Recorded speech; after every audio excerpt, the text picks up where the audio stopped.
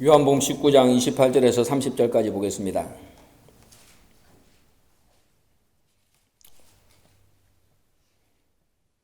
요한복음 19장 28절에서 30절.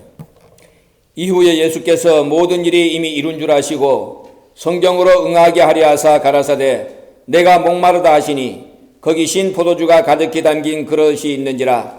사람들이 신 포도주를 머금은 해용을 우슬초에 메어 예수의 입에 대니 예수께서 신 포도주를 받으신 후 가라사대 다 이루었다 하시고 머리를 숙이시고 영원히 돌아가시니라. 이는 하나님의 말씀이니라. 아멘. 오늘은 예수님이 십자가상에서 하신 7 말씀 가운데서 다섯 번째 내가 목마르다 말씀하신 이 생수의 십자가, 또 영생의 십자가라고도 합니다. 생수의 십자가, 영생의 십자가에 대해서 함께 공부를 하겠습니다. 첫 번째 말씀이 뭐죠? 저희의 죄를 사하여 주옵소서, 용수의 십자가. 두 번째가 우편강도에게 낙원을 허락하셨죠. 낙원을 허락하신 십자가. 세 번째가 뭡니까? 모친 위로 효도의 십자가. 네 번째가 엘리엘리 라마 사박다니, 고난의 십자가. 오늘 다섯 번째 내가 목마르다, 생수의 십자가입니다. 예수님의 고난은 우리의 죄값을 대신 치르시는 과정입니다.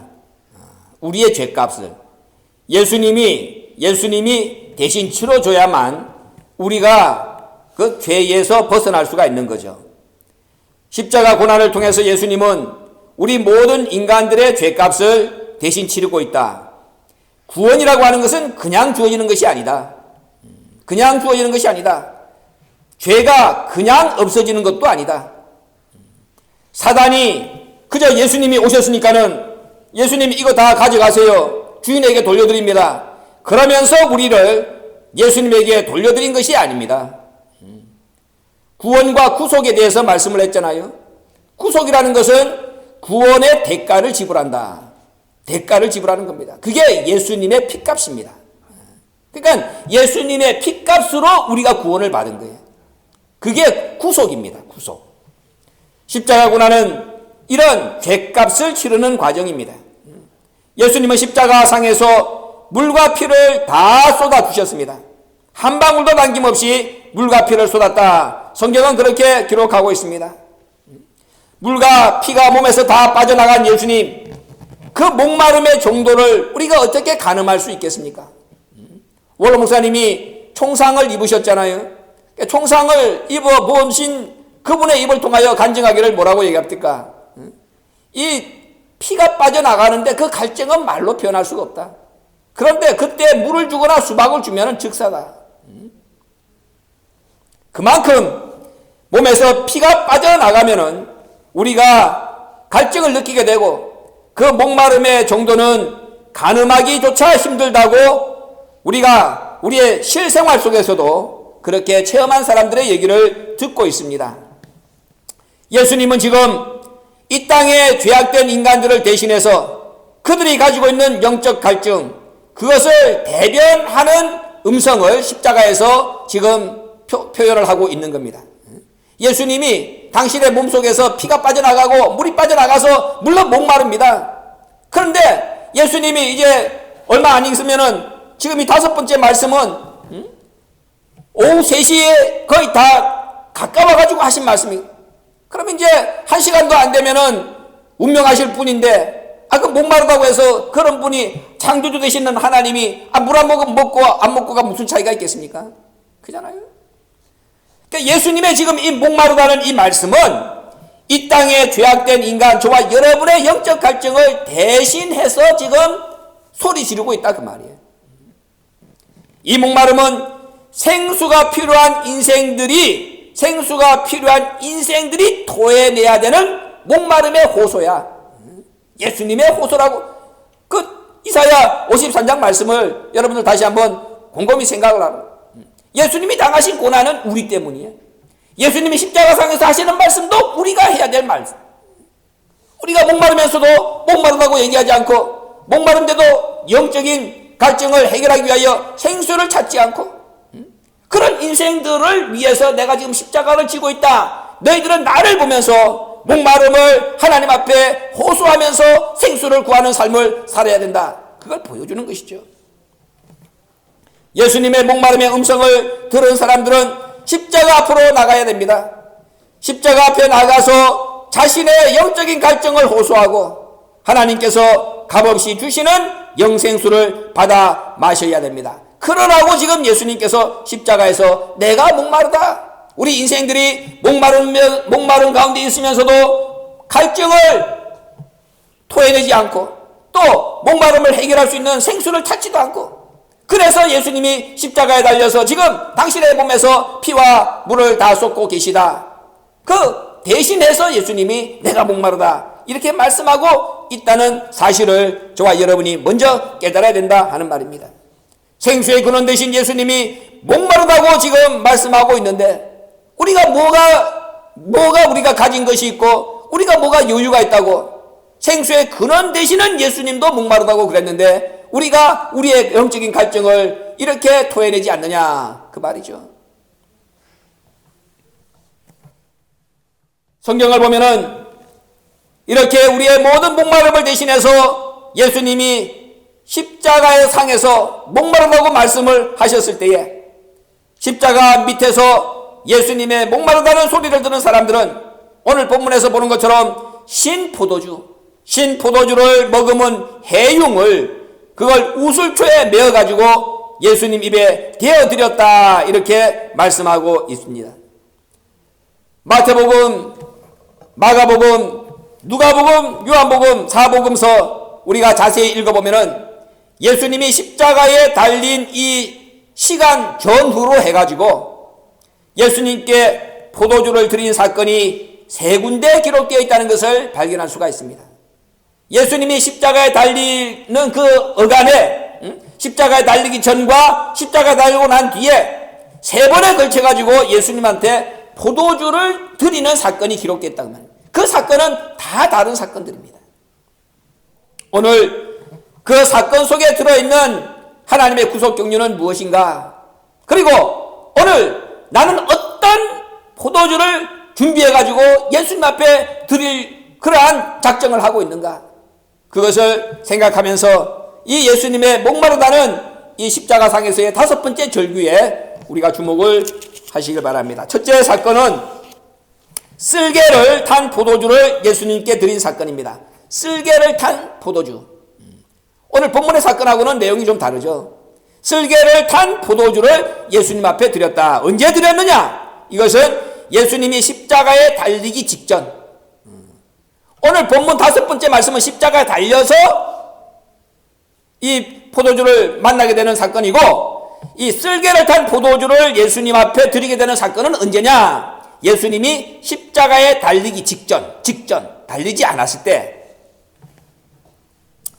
마태복음 21장 34절을 보면은 쓸개 탄 포도주를 예수께 주어 마시게 하려 하였더니 예수께서 맛보시고 마시고자 아니하시더라. 지금 이 로마 병정들이 빌라도 법정과 안나스 가야바들 왔다 갔다 하시는 예수님을 조롱하면서 십자가에 달리기 전입니다.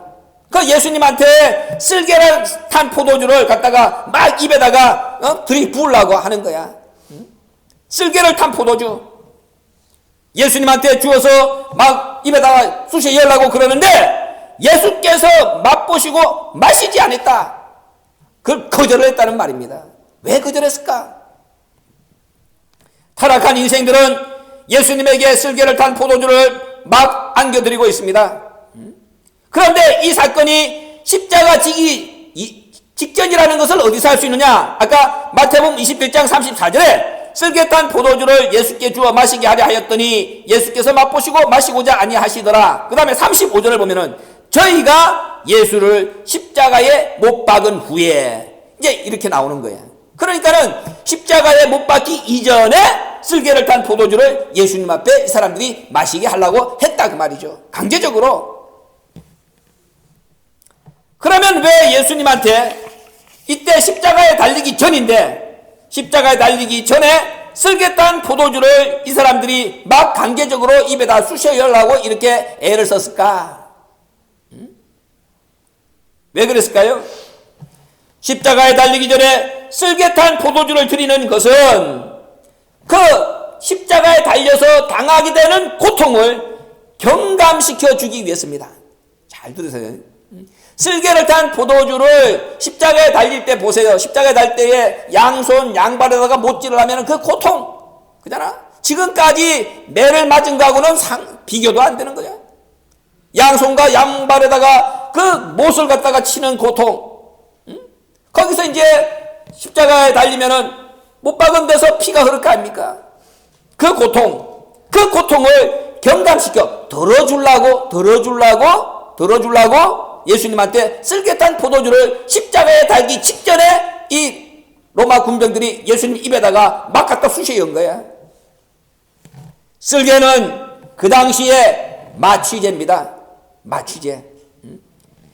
죄인인 예수님을 사랑해서 이 사람들이 아이고 예수님 고통을 당하면 안 됩니다. 그 마취제를 내가 해드릴게요. 그게 아니라 죄인인 예수님을 사랑해서가 아니라 고통당하면서 그 발악을 할 때에 그 발악하는 시간을 최소한도로 빨리 죽여가지고 쉽게 죽도록 하기 위해서 그리 한 거야. 쉽게 죽도록. 마태복음 27장 34절에서는 쓸개를 탔다 이랬는데 마가복음 15장 23절에서는 모략을 탄 포도주라 이렇게 얘기하고 있습니다. 모략. 서로 다르게 표현하고 있죠. 그런데 모략도 뭐냐? 역시 마취제입니다. 쓸개나 모략이나 다 같이 마취제야. 그런데 이것이 그냥 마태가 볼 때는 그것이 쓸개였고 마가가 볼 때는 그것이 모략이었다 그 말이에요. 혼용돼서 사용되고 있는 혼용돼서. 그 당시에 이게 쓸개나 이 모략이 다 마취제 역할을 했다는 거죠. 예수님을 사랑해서가 아니라 예수님이 그 십자가에 달려가지고 고통 중에 발악을 하는 것, 그것을 최소화해가지고 빨리 어떻게 하든지 간에 빨리 죽게 하자. 많이 때려야 빨리 죽을 거 아닙니까? 그잖아. 피를 빨리 쏟아야 빨리 죽을 거 아니냐 그 말이지. 그래서 강제적으로 예수를 십자가에 못 박기 전에 쓸개탄 포도주를 예수님의 입에다가 막 갖다 쑤시려고 이렇게 한 것입니다. 그러나 예수님은 이 쓸개탄 포도주를 맛보고 뭐라고 그랬습니까? 거절했다. 마시지 않았다. 마시고자 아니하시더라. 안 드신 겁니다. 거절했습니다. 예수님은 지금 만인간의 죄를 걸머지고 십자가에 달리려고 하고 계신 겁니다. 그잖아요. 만인간의 죄를 걸머지고 만인간의 고통을 대신 감당하기 위해서 지금 십자가를 지고 계신 분입니다. 예수님이. 그런데 만인간의 죄를 고통을 그 고통의 맛이 어떤 것인지 히브리서 5장을 보면은 그저 예수님은 그 인간이 당하는 모든 고통을 다 몸소 겪었다 그랬어요. 그 겪으시고 이겼다 그랬어요. 그런데 예수님이 만약에 인간들이 당하는 모든 고통, 죄인들은 십자가에 달려갖고 그 당시에 다 죽였다. 그잖아. 그 십자가에 달려 죽는 죄인들도 예수님이 살려야 되고 그 고통도 예수님이 맛봐야 되는 거예요. 그런데 그 인간의 모든 고통을 대신 짊어지겠다고 지금 와가지고 십자가에 매달리려고 하시는 예수님이 할 수만 있으면은 그 고통에서 내가 벗어나려고 쓸개를 마시고 모략을 마시면서 그 고통을 경감하려고 당신이 그렇게 얕은 수를 썼다면은 어떻게 예수님이 구세주로서의 자격을 갖출 수가 있냐 그 말이지. 그잖아요. 그런데 사단은 뭐냐? 사단은 예수님이 그렇게 아파가지고 맞아가지고 정신이 없는 그 경황 속에서도 그 틈을 노려가지고 예수님한테 할 수만 있으면은 그 쓸개즙을 먹이가지고 네가 봐라 쓸개즙을 먹고 모략을 먹었기 때문에 그 고통을 네가 감당했지. 네가 무슨 하나님의 아들이냐. 마귀와 사단이 그렇게 참소할 수 있는 틈을 노린 것을 예수님은 아시고 거절했다는 거지. 그러니까 십자가 고통을 당하기 전에 그 상황 속에서도 이 어둠과 하나님이 이렇게 처절하게 그 짧은 틈 속에서도 싸움을 하고 있는 영적인 전투를 하고 있는 장면을 우리가 봐야 된다 그 말이야. 사단이 얼마나 집요한지 하나님의 뜻을 무너뜨리기 위한 사단의 괴계가 얼마나 간교한지를 알아야 되는 거예요. 그 예수님이 그 경황이 없는 사이에 거기다가 쓸개를 탄 포도주를 썩 갖다가 들이미는 이 간교함. 사단은 이것을 노린 겁니다. 이사야 53장 4절과 5절을 보면은 그가 징계를 받음으로 우리가 평화를 누리고 그가 채찍에 맞음으로 우리가 나음을 입었도다. 예수님은 우리에게 평화를 주시고 우리를 낫게 해주기 위해서 당신이 징계를 받고 채찍을 맞아야 됩니다. 온몸으로 고스란히 모든 고통을 당신이 다 감당해야 되는 거야. 거기서 할 수만 있으면 벗어나려고 경감시켜주는 마취제가 어디 있느냐 찾아 헤매는, 그래서는 안 된다는 거지. 그래서 예수님은 거절한 거야. 보시고 드시지 않은 겁니다. 거기서 사단의 괴계를 물리친 것입니다. 이 내용을 가만히 읽어보면서 원로 목사님이 병상에서 하셨던 모습이 생각이 나더라고. 원로 목사님도 우리가 생각해 볼 때는 이해가 안 가서 그 병원의 과정에서, 제가 한국에 있을 때 원로 목사님이 삼성병원에 가가지고 저하고 같이 병원에 가가지고 그때 대장 내시경 검사를 했었어요. 대장 내시경 검사. 그 대장 내시경 검사를 했는데 그때 뭐가 발견됐느냐? 용종이라는 게 발견된 거야. 용종은 암이 아니야. 암으로 발전하는 그 튤립이라는 거지. 그 튤립인가? 그거. 그 용종이 발견돼가지고 그거를 갖다가 기계를 넣어가지고 이 가위손으로 해서 그걸 그냥 자르면 되는 거야, 그때는. 그걸 자르고 난 뒤에 그거를 갖다가 이제 계속 그것이 암으로 발전할 수 있는 가능성이 있는 건데 암은 아닌 거죠. 그거를 이제 계속해서 이제 살펴야 되는 거예요, 유심하게. 그런데 그걸 해야 되는데 그것도 그때도 병원 가자고 했는데도 안 가시는 거예요. 근데 겨우 이제 우리가 꼬셔가지고 병원에 갔는데 그 내시경, 대장 내시경 할 때 그게 나왔던, 그래서 4개인가 5개를 잘랐다 그 말이지. 근데 그거 막 의사가 아무것도 아닙니다. 근데 계속해서 이제 앞으로 상황을 잘 살펴보면 됩니다. 그랬는데 결국은 대장암이 된 거잖아요. 병원을 안 가시는 거야. 당신 입으로 여기를 만지면서 안 갔다 말하시면서도 병원 안 갔잖아요. 그럼 세상 사람들 같으면은 그 목숨이 연연하고 있으면은 그냥 암도 아닌데 암 갔다 그러면은 원로 목사님이 돈이 없습니까? 의사가 없습니까? 뭐 병원을 줄 서야 됩니까? 그냥 병원에서 그냥 와서 다 해줄 수 있는 그런 위치에 있는 분인데 왜 안 가고 왜 당신 몸을 이렇게 방치했냐 그 말이야. 생각해봐. 이해가 안 가는 거지. 대장암 수술을 받고 난 뒤에도 항암 치료를 그 바보가 아닌 그분이 대장암 수술을 받으신 분은 반드시 항암 치료를 해야 되잖아 그게. 근데 항암 치료를 거부했잖아. 그래서 항암 치료 거부하니까 심장까지 갔잖아요. 그 아무리 생각해도 이해가 안 가거든. 지금 생각해도 이해가 안 가는 거지. 가야 되는데 왜 안 가셨을까? 왜 안 하셨을까? 바보도 아닌데. 의사들이 다 줄져가지고 하라 그러는데 당신 스스로 얘기할 때는 우리들한테 야 병원에 가서 그랬으면은 의사가 말한 대로 다 해 그래 놔놓고 왜 안 하셨을까? 이해가 지금도 안 가는 겁니다. 그러나 가만히 생각해 보니까는 이것도 뜻을 위해서 당신만이 겪어야 될, 우리에게 보여줘야 되는 어떠한 고통의 분량이 우리는 모르지만 그걸 감당해야 되기 때문이 아니었을까라는 생각도 든다 그 말이야. 모르지 우리는. 하나님 하시는 일을 우리가 어떻게 합니까? 근데 왜 그걸 갖다가 안 하셨을까? 그잖아. 이해가 안 가지. 마지막에 봐봐. 오른손 마비됐지. 그 다음에 목에 구멍을 내가지고 말도 못 나오지. 그러니까는 의사 표현도 못하지. 왜 이런 상황을 만들었을까? 그잖아.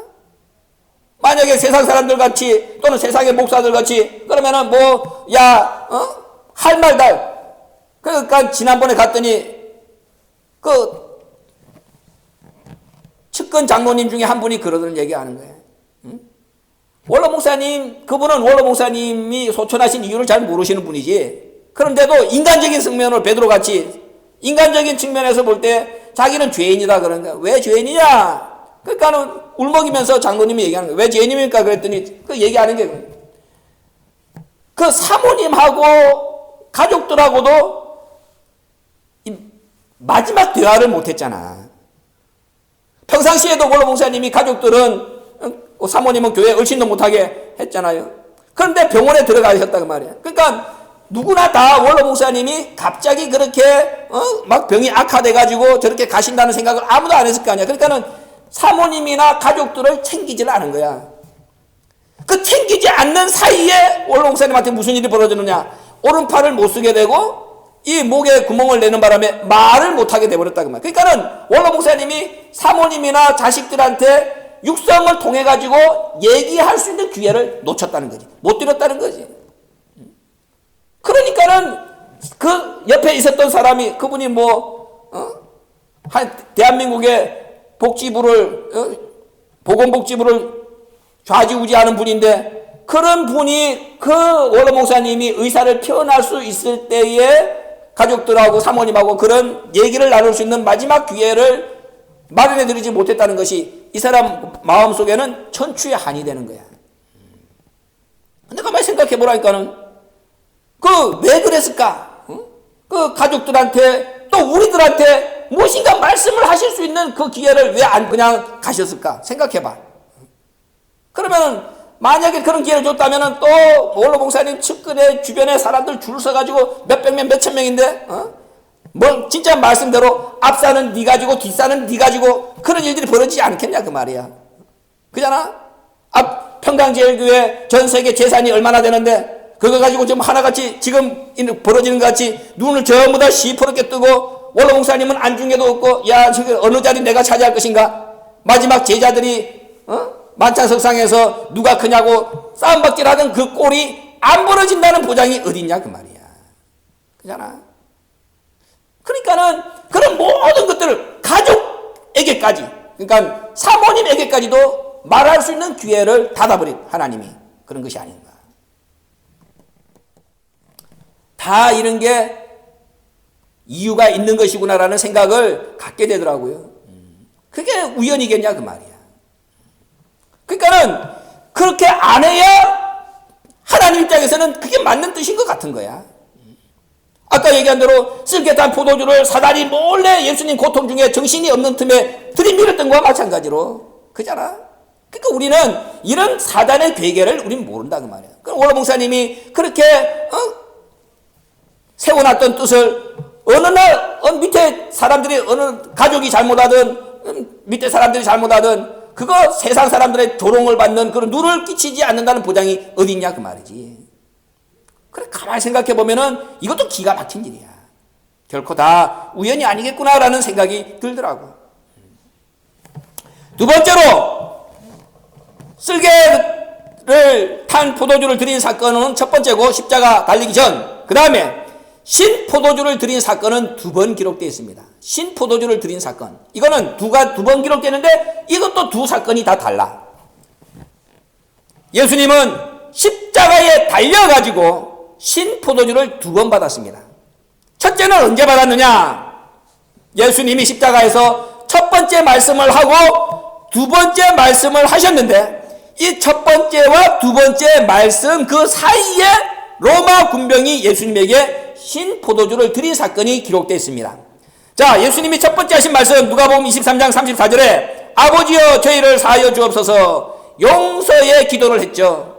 그 다음에 두 번째 말씀이 뭐냐? 누가복음 23장 43절에 내가 오늘 나와 함께 낙원에 있으리라 우평강도에게 낙원을 허락하는 두 번째 말씀을 했습니다. 그런데 누가복음 23장 34절과 누가복음 23장 43절 사이에 누가복음 23장 36절을 보면은 로마 군병들이 예수님을 희롱하면서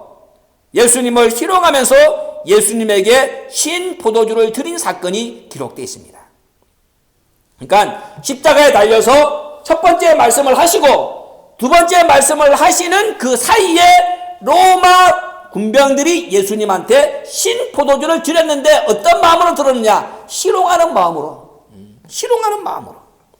37절 말씀을 보세요.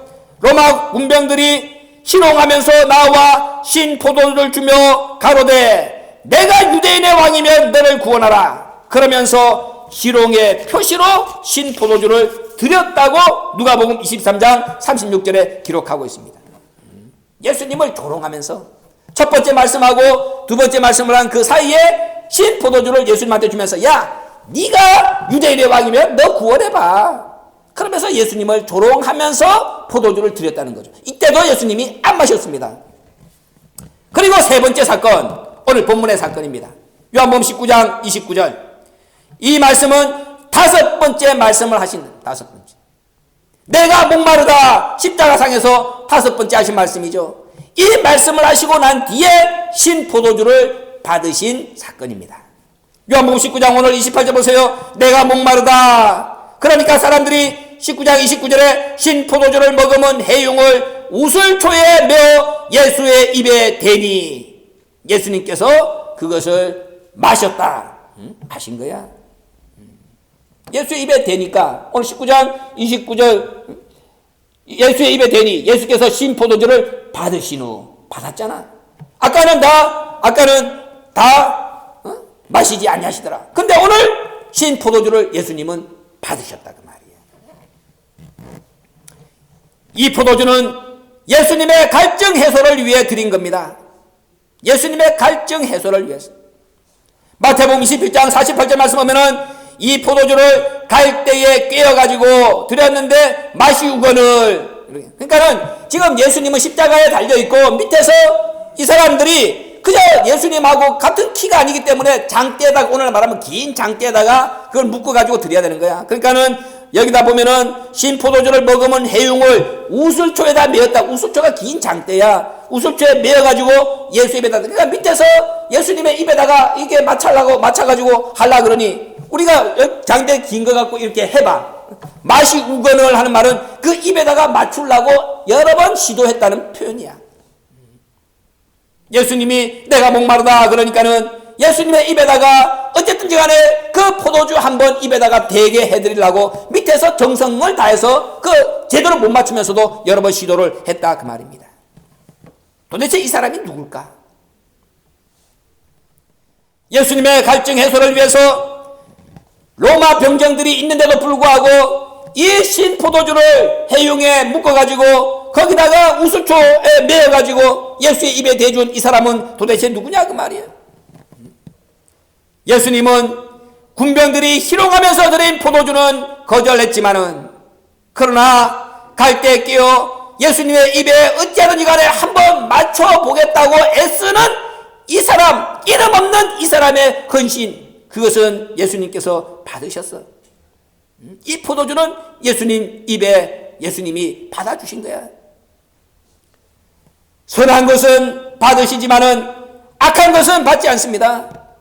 진실한 마음은 받으시지만은 위선된 마음은 거절하십니다. 예수님은 십자가상에서 이미 다 하시는 거야. 이게 나를 조롱하는 건지, 이게 악한 건지, 이게 선한 건지, 이게 진실한 건지, 이게 위선된 것인지.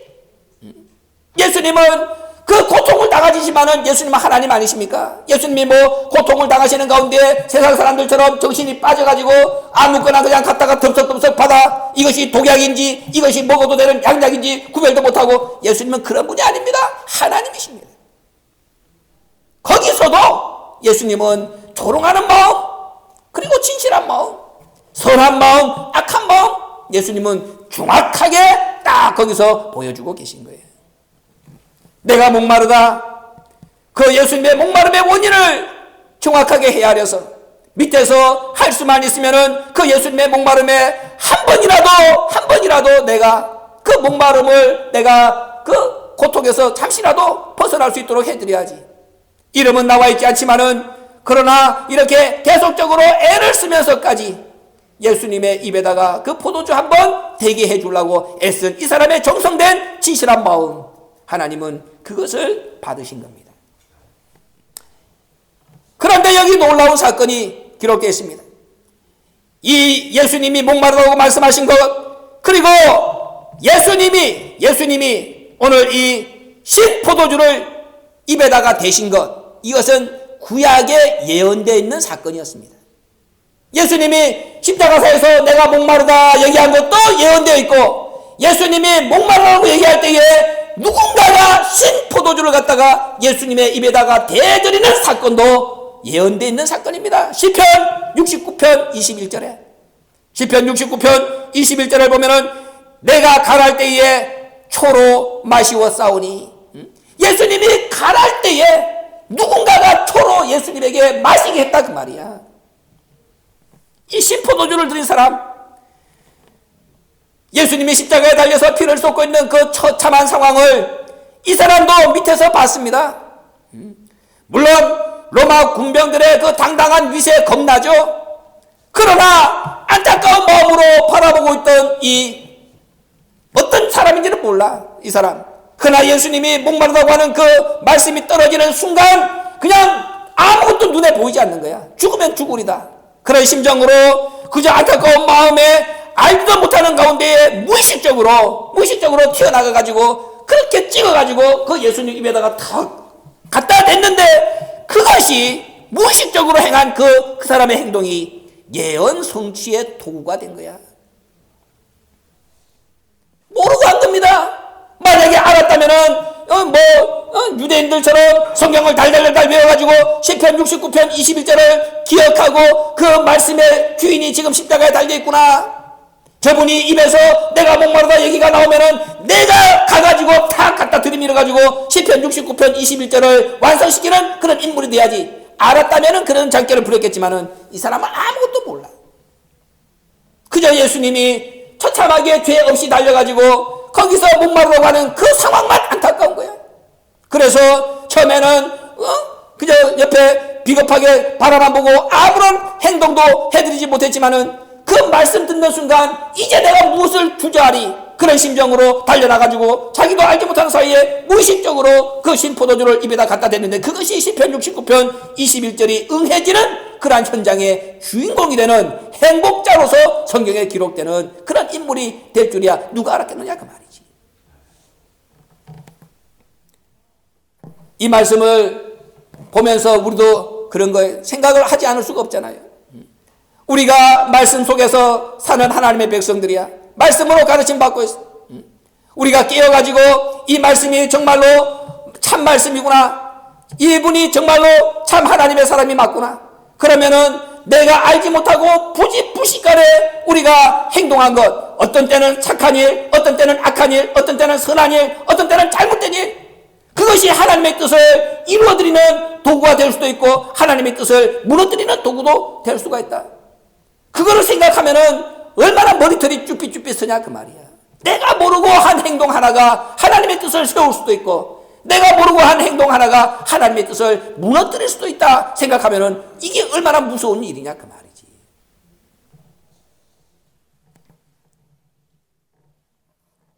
그러나 이것보다도 더 큰 구속사적 경륜이 오늘 예수님이 신포도주를 받으신 사건 속에 기록되어 있습니다.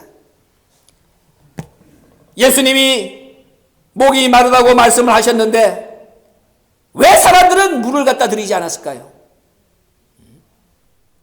예수님이 목이 마르다 그러면은 일반적으로 사람들은 목이 마르다 그러면은 다 물을 갖다 줘. 예수님도 분명히 가르쳐 주실 때에 십자가에 달리기 전에, 야, 나에게 냉수 한 그릇 주는 사람 내가 결단코 그 상을 잊지 않겠다. 목이 마르면은 냉수를 마시는 것이 기본이라 그 말이야. 그런데 왜 예수님이 목이 마르다고 말씀을 하시는데 예수님에게 드려지는 것은 물이 아니라 신포도주였을까? 분명히 요한복음 19장 28절 보면은 이것은 성경을 응하게 하시려고라고 말씀하고 있습니다. 성경을 응하게 하시려고. 성경을 응하게 하시려고. 예수님이 목마르다고 말씀하신 것도 성경을 응하게 하시는 것이고, 성경이 예수님이 목마르다고 말씀했는데 물 대신에 신포도주가 드려진 것도 이것도 성경을 응하게 하시기 위해서요. 지난번에 한번 말씀을 드렸죠. 출애굽기 12장 21절에서 25절까지 말씀을 보면은 6월절 양을 잡아가지고 그 고기를 먹는 방법, 그리고 그 피를 집에다가 바르는 방법을 출애굽기 12장 21절에서 25절까지에 기록되어 있습니다. 6월절 양을 잡을 때에 우슬초 묶음을 취하여 그릇에 담은 피에 적시어 그 피를 문인방과 좌우 설주에 뿌리고 아침까지 한 사람도 자기 집 문 밖에 나가지 말라. 그래야 산다. 그날 밤에 하나님의 사자가, 즉 죽음의 사자가 다 이렇게 애굽의 장자들을 집에 가가지고 이 피가 없는 집의 장자들은 다 죽이잖아요. 그런데 이 유월절 양을 잡아가지고 그 피를 문 인방과 좌우에 뿌리고 그 집안에 머물러 있는 사람 그 사는 거야. 그런데 그 피를 문 인방과 설주에 뿌리고 바를 때에 어떻게 하라 그러느냐? 우슬초 묶음을 취하여 그릇에 담은 피에 적셔가지고 해라. 여기서 그릇과 피와 우슬초는 다 예수를 상징한다고 지난번에 설명을 드렸습니다. 그릇도 예수님, 피도 예수님, 우슬초도 예수님을 상징해. 그런데 오늘 보면 요한복음 19장 29절 보니까 거기 신 포도주가 가득히 담긴 그릇이 있는지라 사람들이 신 포도주를 먹으면 해흉을 우슬초에 메어 예수의 입에 되었다. 여기도 그릇이 나오죠. 포도주, 피가 나오죠. 우슬초가 나오잖아. 출애굽기 12장에 등장하는 우슬초, 그릇, 피. 오늘 요한복음 19장 29절에 그릇, 포도주, 피, 우슬초 또다시 등장하는 거야. 지난번에 여기에 구속경륜이 있다 그렇게 얘기를 했잖아요. 사람들은 일반적으로 목이 마르면 물을 갖다 줍니다. 그러나 영혼의 목마름은 물 갖고 해결이 안 돼. 그잖아. 저와 여러분이 가지고 있는 지금 이 영적인 목마름은 물 갖고 됩니까? 예수님이 최후의 마차 석상에서 제자들에게 떡과 포도주 주면서 그 포도주를 주면서 이것은 언약의 피라. 언약의 피라. 우리의 영혼의 목마름은 피 갖고 해결이 되는 거야. 피가 말씀이야, 말씀. 피로 해결되는 거야. 아모스 8장 11절에 이 땅의 마지막 기근 시대가 오고 이 기근은 영적인 기근인데 아무리 찾아다녀도 물이 없어 가람이 아니요 양식이 없어 주님이 아니라 물 갖고 양식 갖고 배고프다 목마르다고 얘기하는 것이 아니라 그랬어. 그러니까 이건 피로서만이 해결될 수 있는 갈증이야. 피가 말씀이라 그 말이야. 만약에 사단이 아까 쓸개를 몰래 갖다 들이민 것처럼 물을 이 순간 갖다가 예수님의 입에다 댔다면 구속사는 깨지고 맙니다. 이 사단이 얼마나 강교한 줄 압니까? 예수님이 공생애 시작하려고 40일 동안 금식하고 나니까는 얼마나 배가 고팠습니까? 성경에 줄이신지라 배가 고팠다 그 말이야. 그러니까는 사단이 딱 나타나가지고 첫 번째 예수님에게 말씀한 것이 뭡니까? 이 돌을 떡되게 하라. 들어보면은 뭐 그럴듯한 거 아니야? 예수님이 능력이 있으니까 돌 가지고 떡이 되게 하라. 근데 이 성경 말씀을 깨달으면은 이게 얼마나 이게 간교한 술책이야.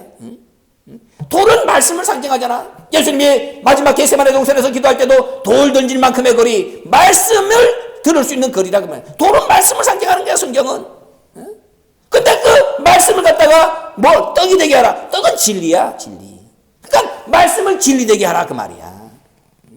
그게 뭐 사단이 나타나가지고 예수님의 능력을 시험하려고 한 것이 아니라 이게 예수님의 말씀을 뭐 한 차원 낮춘 진리로 떨어뜨리려고 하는 거야.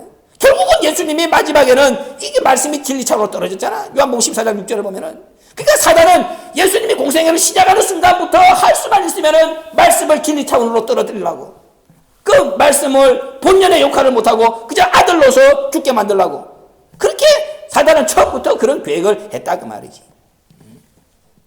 돌을 떡이 되게 하듯이 말씀을 진리 되게 하듯이 물을 마시면 끝나버린다 그 말입니다. 그런데 물 대신에 포도주를 우슬초에 메어가지고 예수님의 입에 대어드림으로 말미암아서 구속사는 완성된 겁니다. 예수님이 그 포도주를 딱 입에 받으시고 난 뒤에 요한복음 19장 30절에 뭡니까? 다 이루었다. 참으로 아슬아슬한 위기 순간이죠. 물을 먹으면 안 돼. 그러나 그 사단은 거기서 그냥 물을 갖다 댈 수도 있는 거야. 그러나 하나님은 1500년 동안이나 이 한 나라의 승리를 위해서 6월절마다 이스라엘 백성들한테 우슬초 묶음을 그릇에 담은 피에 적시어 임방에 뿌려라 뿌려라 뿌려라 1500년 동안 훈련시킨 결과 이것이 이렇게 된 거야. 여러분 출애굽기 12장 말씀 보면은 이스라엘 백성들한테 6월절 양고기를 먹을 때 뼈를 씹지 마라 그랬잖아. 그잖아. 근데 그 뼈를 씹지 마라 했던 것을 몰랐는데 이게 1500년 지나고 난 뒤에 보니까는 예수님이 십자가에 달려서 다리뼈가 부러지지 않은 결국이라 그랬잖아. 사람 몰래 이것도 마찬가지인 거야. 왜 하나님이 이스라엘 백성들한테 출애굽기 12장 21절에서 6월절 양을 잡을 때에 우슬점 묶음을 취하여 그릇에 담은 피에 적셔가지고 그것을 뿌리라고 했을까? 그냥 양 잡아가지고 벽에다가 씩씩 뿌리면 되지. 그잖아.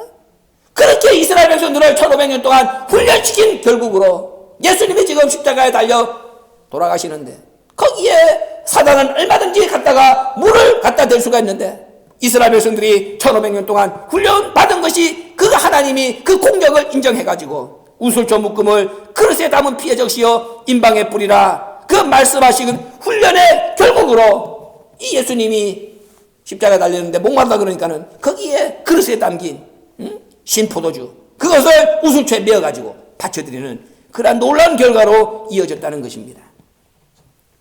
출애굽기 4장 6절을 보면은 모세가 첫 번째 품은 손에는 문둥병이 발했습니다. 하나님이 모세를 이제 출애굽의 용도자로 세우기 위해서 바로 앞에 가라 그러면서 시험을 하시잖아요. 네 손을 품에다가 이어봐라. 첫 번째 모세가 손을 품에다 딱 품고 꺼내봤더니 문둥병이 발했어. 하나님께서 네 손을 다시 두 번째 품에다 이어라. 모세가 그 두 번째 손을 품에다 엮고 꺼내보니까는 그때는 깨끗해졌다라고 성경은 말씀하고 있습니다. 무엇을 가르쳐 주시는 교훈입니까? 사단이 물로 예수님 앞에 전 인류를 품으면은 전 인류는 문둥병자들이 되고 말지만은 예수님이 물 대신에 포도주로 인류를 품으면은 전 인류가 정결하게 된다는 것을 보여주신 겁니다. 하나님의 구속사는 이미 이렇게 다 그냥 모세가 예수님의 그림자라 그러잖아요.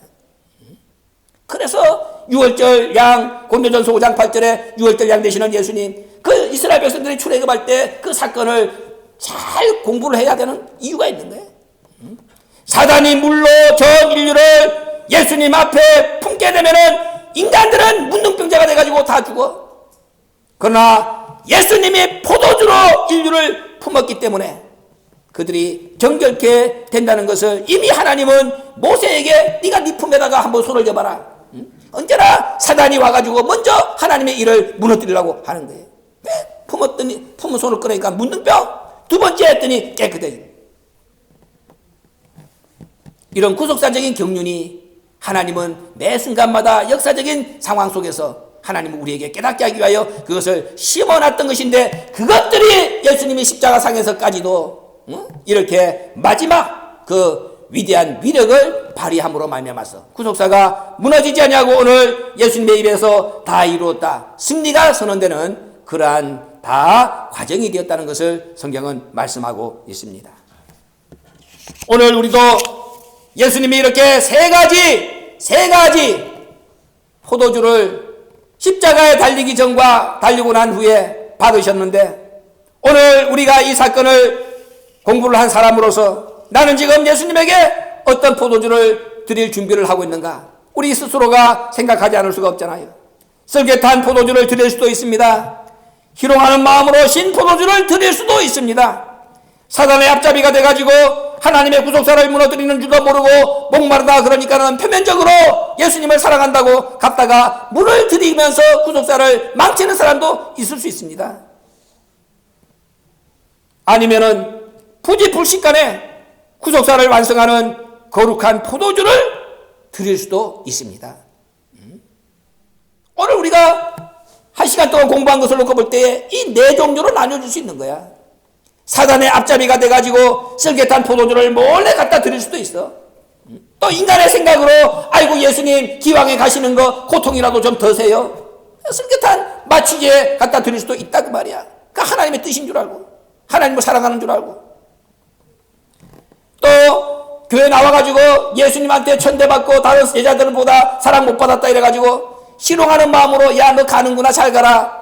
그 신포도주를 갖다가 로마 병정처럼 희롱하면서 드리는 사람도 없다고 말할 수 없어. 하나님의 구속사를 무너뜨리는 줄을 모르고 물을 갖다 드리는 사람도 있을 수가 있고, 부지불식간에 이것이 성경에 예언된 말씀을 이루는 것이라는 것도 모르는 가운데에 거룩한 포도주를 예수님의 입에다가 갖다 드리는 사람도 있을 수가 있습니다. 우리는 과연 어떤 사람이 될 수가 있을까? 자기 신앙의 수준, 자기 믿음, 하나님이 알고 우리 각자가 안다 그 말이야. 나는 어떤 사람인가? 잠언서 25장 13절에 충성된 사자는 여름 타작마당의 냉수 같은 존재라고 그랬습니다. 예수님은 지금 이런 냉수 같은 존재 한 사람을 찾고 있습니다. 내가 목마르다. 진짜 이 여름 타작마당의 냉수 같은 존재, 예수님의 의중을 헤아리면서 예수님의 목마름에 진실로 동참하면서 예수님의 목마름 해소를 위해서 자기 목숨을 초계같이 던질 수 있는 한 사람, 그 한 사람을 예수님은 오늘 찾고 계신 거예요. 그래서 십자가상에서 내가 목마르다 한번 말씀을 해보시는 거야. 그럼 저와 여러분이 지금 십자가 밑에 있다, 예수님이 십자가에서 5번째 내가 목마르다 말씀하실 때에 우리 각자가 어떤 지금 포도주를 준비해가지고 그 예수님 앞에 내밀 수가 있느냐 하는 말이죠. 사무엘하 23장 15절에서 17절까지 말씀을 보면은 기가 막힌 말씀이 기록되어 있습니다. 다윗이 블레셋 사람들하고 전쟁을 하는데 베들레헴 이 성문, 베들레헴 성문 지역은 블레셋 사람한테 빼앗긴 거야. 그런데 다윗이 목이 말라. 그래가지고 주변에 있는 용사들이 딱 보고 있는 가운데서, 야, 누가 저 베들레헴 성문 곁에 있는 저 우물물, 내가 저 우물물 맛을 내가 잊지를 못하겠다. 근데 지금 내가 목이 마른데 저 베들레헴 성문 곁에 있는 우물물 누가 가서 떠가지고 내 입에다가 갖다 줄래? 그랬더니 이 다윗의 말이 떨어지기 무섭게 그 다윗 옆에 있던 3명의 용사가 달려갑니다. 블레셋 사람의 군대를 충돌하고 지나가가지고 그 사람들을 다 물리치고 우물물을 길어가지고 다윗한테 와가지고 피범벅이 된 가운데에 그 물을 딱 무릎 꿇고 바칩니다. 다른 사람 같으면은 야, 수고했다, 그냥 지 목구멍에다가 벌컥벌컥 들이마셨겠죠. 그러나 다윗은 그러지 않았습니다.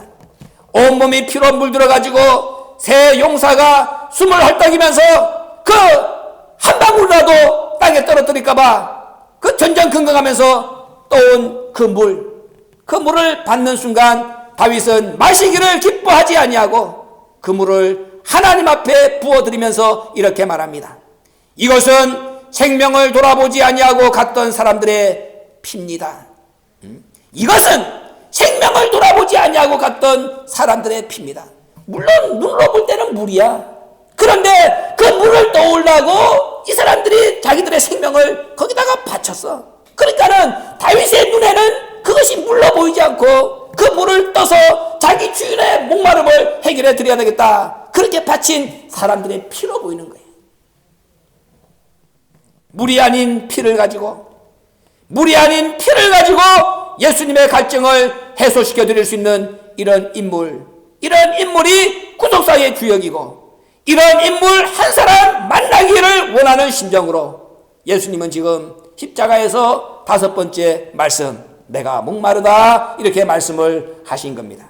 그러면은 저와 여러분도 다윗을 그렇게 공경했던 이 3사람의 용사처럼 내가 목마르다 그럴 때에 이렇게 그 물 대신에 자신의 피를 이렇게 바쳐드려서 예수님의 마음을 기쁘게 해드려야 되고, 그런 한 사람을 찾기 위해서 예수님은 지금 십자가상에서 5번째 말씀을 선포를 하신 겁니다.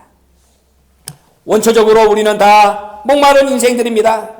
이 목마름은 아까도 얘기한 대로 물로서 해결되지 않습니다. 세상의 물로는 우리 영혼의 갈증이 해소되지 않습니다. 예수님께서 주시는 생수의 강, 요한복음 7장 37절과 38절에 그랬죠. 누구든지 목마르거든 내게로 와서 마시라. 나를 믿는 자는 성경에 이른과 같이 그 배에서 생수의 강이 흘러나리라. 예수님이 주시는 이 영원한 생수의 강만이 우리의 영혼의 갈증을 해소시켜 줄 수가 있습니다. 이 배에서 나오는 생수의 강, 수가성 여인은 이것을 마셨습니다. 그리고 눈이 떠져가지고 예수님이 말씀하시는 내가 그로라, 내가 태초의 그로라, 내가 창조주다, 이렇게 선포하시는 그 실체를 알아봤습니다. 저와 여러분도 오늘 예수님이 목마르다고 말씀하시는 이 목마름을 알고 수가성 여인은 어리석지만은 야곱의 우물물을 갖다 드렸잖아요. 야곱의 우물물을 갖다 줌으로 말미암아서 대신 받아들인 것이 뭡니까? 예수님의 배에서 나오는 생수의 강, 영생수 생물을 먹었잖아요. 그래서 예수님이 메시아라는 것을 알아봤잖아요. 창조주라는 것을 알아봤잖아요. 저와 여러분도 이렇게 우리가 진실되게 내 목마름을 하나님 앞에 호소하고, 그래서 말씀을 통하여 그 피같은 영혼의 생수, 그것을 나에게 주실 때에 그것을 기쁨으로 받아 먹고, 그래서 그것을 먹음으로 말미암아서 내 눈이 떠져서 나에게 그 물을 주시고 그 피를 주신 분이 창조주구나, 영원한 나의 모든 영혼의 갈증을 해소시켜 주시는 창조주구나, 하나님 자신이구나, 그것을 깨닫고 그분과 영원토록 교제하고 만나고, 그래서 진정으로 날마다의 삶 속에 죽음이 없는 부활의 영광을 체험하는 하나님의 자녀들이 되어야 됩니다. 그렇게 되라고 오늘 십자가상에서 예수님은 5번째 내가 목마르다 이 말씀을 하신 것이고, 이 말씀을 하시고 2000년이 지났지만은 오늘도 이 음성은 이제 바뀌어서 아버지의 음성이 되어서 우리에게 똑같이 아버지의 목마름의 소리가 들리고 있는 것입니다. 아까도 얘기한 베들레헴 성문 곁에 운물을 떠온 다윗의 새 용사처럼 우리 아버지 앞에 이 정말로 피 같은 물을 다 드리고, 그래서 여름 타작마당에 냉수 같은 존재로 인정받는 신광의 모든 권속들 다 되어 주시길 부탁을 드립니다.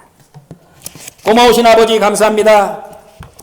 오늘도 십자가상에서 5번째 피를 토하는 심정으로 목마르다고 말씀하신 예수님의 음성, 우리에게 마음의 문을 열고 또 우리의 귀가 열리고 눈이 떠져서 지금 우리를 향하여 이렇게 안타깝게 선언하시는 내 아버지의 음성으로 들리게 하여 주시니 진심으로 감사합니다. 내 아버지의 목마름에 우리 하나님 아버지 다윗을 위하여 달려갔던 새 용사 같은 그러한 피로서 바쳐지는 헌신의 역사가 있도록 신광의 권속들을 축복하여 주시옵소서. 그래서 그 대가로 받는 영원한 생명수, 그 생명수로 영원한 우리의 주인 되시는 창조주 되시는 우리 아버지와 영원한 나라에서 영원토록 교제하는 신광의 권속들 될 수 있도록 축복하여 주시옵소서. 예수님의 이름으로 감사기도 올려옵나이다.